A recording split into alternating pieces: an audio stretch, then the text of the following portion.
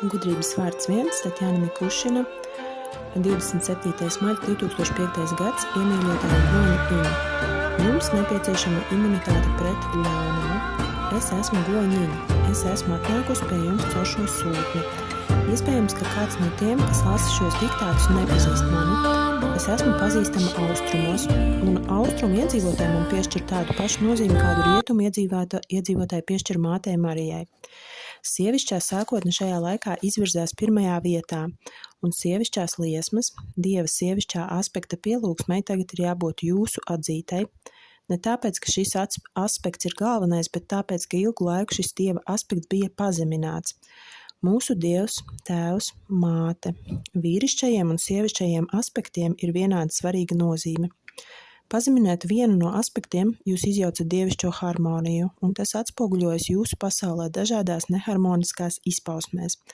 Sākot ar neharmoniskām izpausmēm ģimenē un beidzot ar dažādām kataklizmām un stihiskām nelaimēm. Abiem dievības izpausmju aspektiem jābūt līdzsvarotiem jūsu dzīvē. Tēva aspekts, tēva gribas, Dieva gribas godāšana un mātes aspekts, tas aspekts, kas ļauj šo gribu līdzsvarot izpaust matērijā. Tieši sievišķās sākotnes pazemināšana pēdējo daudz tūkstošu gadu laikā izraisīja planētai Zeme paredzētā dievišķā nodoma izpausmes kropļojumu.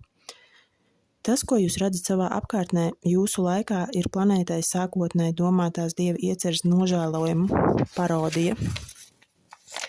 Es esmu žēlsirdības un līdzcietības dieviete. Es izpildu savu palīdzības misiju visām dzīvajām būtnēm, kas atrodas uz šīs planētas. Es izpildu savu misiju austrumos tieši tāpat kā māte Marija izpilda savu misiju rietumos, bet nav atšķirības mūsu misijās. Mēs atnācām palīdzēt zemes iedzīvotājiem, un mēs izpildīsim mūsu misiju par spīti visam. Man gribētos vērsties pie Krievijas un visu to valstu iedzīvotājiem, kas saprot krievu valodu, kā arī pie tām valstīm, kuru valodās ar laiku, kā mēs ceram, būs pārtulkoti šie diktāti. Es vēršos pie jums ar lūgumu saglabāt savā apziņā līdzsvaru starp sievišķo un vīrišķo sākotni. Tā kā vīrišķā sākotne ir dominējošā jūsu pasaulē, tad man gribētos, lai jūs lielāku uzmanību veltītu sievišķajam aspektam, it īpaši tas attiecas uz Krievijas iedzīvotājiem. Vīrišķo vibrāciju pārsvars ved šo valsti pa ceļu, kur pārpilnība liekta lielākajai iedzīvotāju daļai. Visbagātākā zeme pasaulē pēc dabas bagātību daudzumu uz katru iedzīvotāju pašlaik ir nabadzīgākā valsts. Ja valsts attīstības līmeni aplūko pēc ienākuma, uz katru lielākā vairuma iedzīvotāju nevis pēc vidējiem rādītājiem, kuros ietilps gan bagātie, gan nabagie. Ja Krievijā būtu attīstīta Dieva mātes aspekta godāšana, vai gan tad šīs valsts ļaudis varētu pieļaut, ka pavecas sievietes, kas visus savus spēkus, darbu un spējas atdevušas šīs zemes labā, kas izaudzinājušas bērnus un mazbērnus, velk nožēlojumu eksistenci un pat ir spiestas lūgt žēlstības dāvanas un meklēt pārtiku atkritumu tvertnēs. Katru reizi, kad jūs redzat vecu sievieti, kas sēž skrandās un ubago, ziniet, ka tā esmu es, žēlsirdības dieviete, kas atnākusi pie jums šīs sievietes izskatā, lai pamodinātu žēlsirdību un līdzcietību jūsu sirdīs. Jūsu pienākums ir dziļi cienīt sievieti, māti, kas devusi jums dzīvību, kas atdevusi jūsu dvēseli iemiesojumā. Nav svarīgi, cik netaisnīgi vai bargi, jūsu māte ir izturējusies pret jums bērnībā. Jūs nezināt, kādas karmiskās attiecības saista jūs ar jūsu māti. Es saku jums, ka jūsu visumā darbojas atmaksas likums, un jūs paši esat nopelnījuši šo, kā jums šķiet netaisnīgo mātes attieksmi pret jums. Jūs nezināt, cik reizi savās iepriekšējās dzīvēs jūs mocījāt un pat nogalinājāt to individu, kurš pat labāk ir iemiesojies kā jūsu māte. Ticiet man, Dievs jums ir devis visvieglāko iespēju nolīdzināt jūsu savstarpējās karmiskās attiecības ar to individu, kurš tagad ir jūsu māte. Jums liekas, ka valdība izturas pret jums netaisnīgi, ka jūs esat pelnījuši labāku likteni. Jā, protams, jūs esat pelnījuši labāku likteni, un turpmāk Krievija sagaida diža nākotne.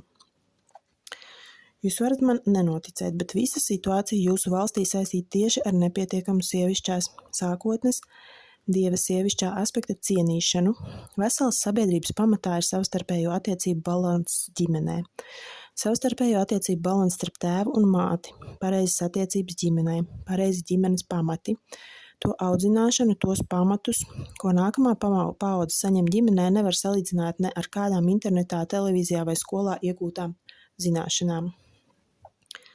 Tieši uz ģimenes sagraušanu bija virzīti visi tā režīma spēki, kuri valdīja Krievijā 70 gadus un kurus rietumos sauc par komunismu, bet Krievijā par sociālismu. Visi tā režīma spēki tika virzīti to, lai sagrautu ģimeni kā sabiedrības šūniņu, un zaudējusi savu pamatu, Krievija kļuva uzņēmīga pret tiem propagandas, brīvā dzīvesveida vīrusiem, kas tagad atnākuši pie tās no rietumiem. Veselam organismam ir imunitāte pret jebkuru postošu vīrusu, bet cilvēku sabiedrībai tādi vīrusi ir seksa, narkotiku un vardarbības propaganda. Tā kā Krievijas organisms šo 70 gadu laikā ir novājināts, tad tas nespēja turēties pretī šīm ārējām infekcijām un vīrusiem, kas piepildījuši šīs zemes informācijas lauku.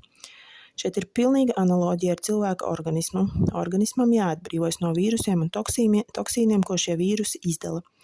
Šo atbrīvošanos var panākt ar attīrošām procedūrām. Nav jēgas cīnīties ar vīrusiem, vajag papūlēties nostiprināt imunitāti. Ļaunums eksistē šajā pasaulē, un ļaunuma ir ļoti daudz. Jums nepieciešama imunitāte pret ļaunumu, tad nekāds vīrus jums nebūs bīstams. Pirmais solis, ko nepieciešams spērt katram sabiedrības loceklim, katrai sabiedrības šūniņai, vajag gribēt būt veselai, atbrīvoties no meliem un propagandas, kas to sapina savos tīklos. Apkārtējā dzīvē protiet atšķirt pareizos dievišķos paraugus no melīgajiem, kas jums iepotē nāves un elles kultūru.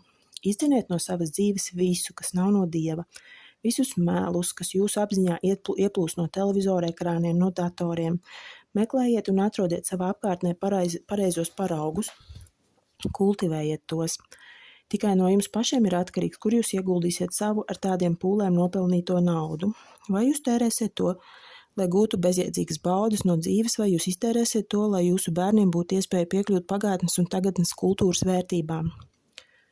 Vibrācijas, kas ir 18. līdz 19. gadsimta krievu komponistu mūzikā un krievu mākslinieku gleznās, ir spējīgs neutralizēt nāves vibrācijas, kas ieviestas jūsu apziņā ar televīzijas raidījumu skatīšanos un tās mūzikas klausīšanos, kas aizpilda Krievijas telpu pēdējā laikā.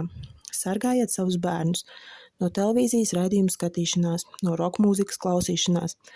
Ticiet man, tas ļaunums, ko neapzināti saņem viņu dvēseles, nav salīdzināms ar to labumu, ko dod jūsu moderno plašsaziņu līdzekļu lietošana. Izmantojiet jebkuru iespēju būt dabā, pavadiet laiku dabā, bet ne ar šašliku mūzikas un reklāmas pavadījumā, kas skan no radio uztvērēju. Klausieties dabas skaņas, skatieties uz putniem un kokiem, vērojiet mākoņus, klausieties klusumu. Mēs nevaram piespiest visus cilvēkus lūgties un lasīt mūsu rozārijus, bet mēs varam vērst cilvēku uzmanību uz tiem šķēršļiem viņu apkārtnē un dzīvē, kas traucē viņu garīgajai izaugsmei, no kuriem vajag attālināties, pamazām nomainot tos ar pilnvērtīgiem paraugiem. Ja jums ir grūti pašiem tikt skaidrībā par jūsu apkārtnes kvalitāti, meklējiet cilvēkus, kas ir jūsu vidū un kas ir spējuši saglabāt savu saskaņu ar Dievu, un kam nav lielākas laimes, kā darīt jums zinām savu dievišķās realitātes uztveri, apveltīt jūs ar daļu no savām tīrības vibrācijām. Es devu jums pietiekami daudz informācijas pārdomām.